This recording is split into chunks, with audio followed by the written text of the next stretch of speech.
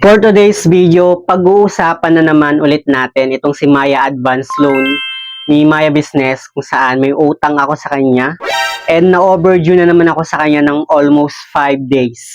Actually, na-overdue din ako sa kanya December last year. Mga 1 week yata yung overdue ko. Pero after kong masettle yung loan ko, na-offeran pa din ako ng kanyang cash loan. Pero this time, February na overdue na naman ako sa kanya. But nung January, okay naman, na-settle ko yung loan ko on time. Itong February lang ulit ako na overdue kasi hindi talaga sumakto yung sahod ko dun mismo sa kanyang due date, no? But anyway, pag-uusapan na naman ulit natin itong overdue ko kay Maya Advance Loan, kung ano nga bang nangyari nung after ko ma-settle yung loan ko sa kanya, kung nakapag-reloan pa nga ba ulit ako, and possible ba talaga na tataas yung credit limit mo kahit na overdue ka dito kay Maya Advance Loan based doon sa nabasa ko sa kanyang group page ni Maya Business, no? Well, kung interesado ka dito sa ating panibagong topic na naman natin ngayon about sa kanya, keep on watching.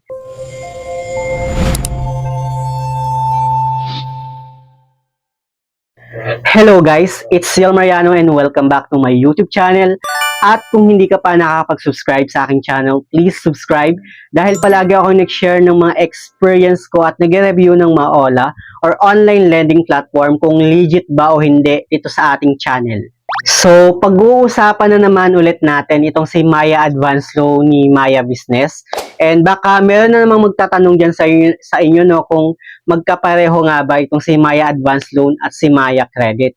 Well, ilang beses ko nang shinare sa mga topic ko dito kay Maya Advance Loan itong dalawang ito, which is hindi po sila magkapareho, no?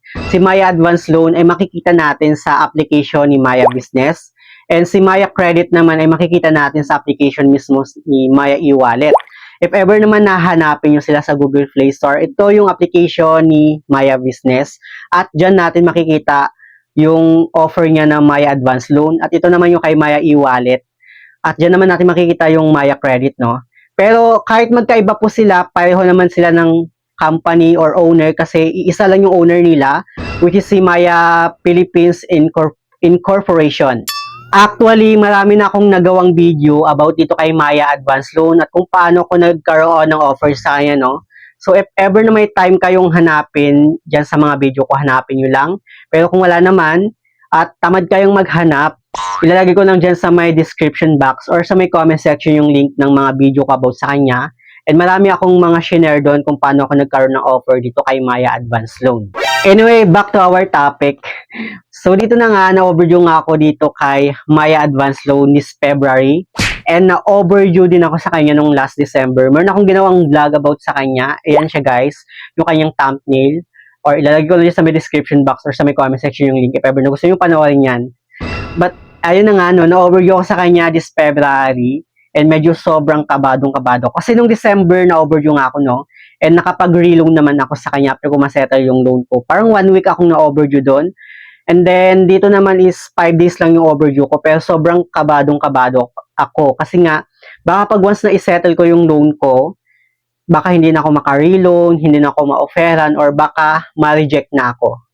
And dahil nga no, na overdue na ako sa kanya ng almost 5 days, dumating talaga sa time na in-endorse na yung account ko sa kanilang third-party collection yata to, or AMG Collect. Basta ang pangalan niya is AMG Collection Service. At sila na yung tumatawag sa akin, hindi na yung agent ni Maya Business. So sinagot ko naman, since kailangan talaga nating makipag-connect sa kanila para kahit paano ma-explain din natin kung bakit tayo na overdue. And that time, nung nausap ko yung tumawag sa akin, no, from AMG Collection Service, kinausap ko talaga ng maayos. And tinanong lang naman niya sa akin kung bakit hindi ako nakapag-settle ng loan sa kanya. And sinabi ko lang din naman na delay lang yung sahod ko. Talagang delay talaga yung sahod ko. Pero sinubukan niya akong kumbinsihin no, na baka kaya kong bayaran or makakahanap ako ng paraan or way na mabayaran sa ganitong day. Pero sabi ko, sir, baka hindi po talaga kayanin. Kasi yung sahod ko po talaga, yun lang po talaga yung hinihintay ko para makapag-settle po ako ng loan. So, wala silang nagawa. And binigyan na lang ako ng specific date kung kailan ko siya masisettle, which is ngayong Saturday dapat, bukas. Saturday. And ayun, pero binayaran ko agad siya ngayon, Friday, kaninang umaga, no? And nung dumating na nga yung salary ko kaninang umaga, nagdadalawang isip ako kung isa-settle ko pa ba yung loan ko. Kasi ang lakas kasi ng kutob ko na baka hindi na ako ma-offeran or ma-reject na ako or hindi na ako makapag-reloan ganon. So, ito na lang din kasi inaasahan ko na pera ko. Siguro kapag once na ma-reject, siguro ako baka mabuang na talaga ako. But anyway, wala akong magagawa, talagang kailangan kong isettle yung loan ko, no? Kasi obligation ko talaga yun siya. Ay, nakausap ko naman ng maayos yung agent ko. So, binayaran ko na lang talaga yung loan ko and talagang sobrang kabado malala ako kasi imagine mo na overdue ko yung December, baka isang beses lang yun sila magbibigay ng chance. And this time na overdue naman ako this February. Pero ayun nga, hinintay ko ulit ng mga parang isang oras, 2 oras ko yatang hinintay bago nag-reflect yung payment ko sa kanila. Talagang sobrang kabang-kaba talaga ako na baka hindi na ako makapag-reloan. But then, nung naka-receive ako ng text na sinabi niya na maaari na ulit mag-apply, tuwang-tuwa na ako at inopen ko na agad yung account ko sa kanya. Actually, no, kahit nag-text na siya na maaari na nga daw ulit akong mag-reapply, andun pa rin talaga yung kaba ko na baka ma-reject naman ako sa kanilang application. Kasi doon talaga malalaman kung approve ka or ma-reject ka. At hindi talaga ako bumabase sa text, no? So, nung pagka-click ko ng apply again, kabadong-kabado talaga ako malala dito, no? So, click ko yung apply again, at dito meron siyang data privacy notice na kailangan nating basahin, pero mahaba siya masyado. So, in-scroll down ko lang at click ko lang yung proceed. At dito sa kanyang loan details, makikita natin yung long term na pwede nating ma-unlock, which is 90 days. Pero mostly talaga yung long term pa lang na na-unlock ko is 30 days. At ang hirap ma-unlock yung 90 days, no? Pero good sa mga naka-unlock ng 90 days, paki-comment down below. At dito na yung minimum amount na pwede nating mahiram is 500 pesos at yung maximum loan amount is 350,000 pesos. Ganun kalaki yung in-offer nitong loan app na to. So, click ko yung apply now at dito meron siyang questions kung saan natin gagamitin yung ating loan.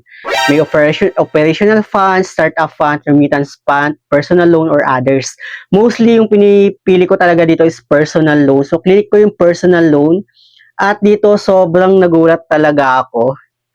Sobrang nagulat talaga ako, no, na tumaas yung credit limit ko kahit overdue ako sa kanya. Yung dating offer niya sa akin is 13,300 and almost 4 months din yata akong na-stuck sa ganong offer. Hindi siya tumataas. Pero this month, tumaas at nag-increase yung credit limit ko kahit overdue ako sa kanya ng 5 days. No? Sobrang nakakagulat yon. And anyway, eto nga no, sa 13,300 na offer niya sa akin, meron siyang interest na 6.5%. Ganun lang kababa yung interest niya sa akin.